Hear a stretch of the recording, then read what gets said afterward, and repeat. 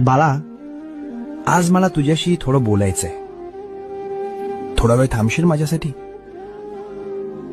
खूप धावतोयस रे तू, सुखाच्या मागे आणि पैशाच्या मागे. पण तरीही रोज रात्री उशीवर डोकं टेकवल्यावर तुला रिकामं का वाटतं? मला माहितीये, तू कोणाला सांगत नाहीस.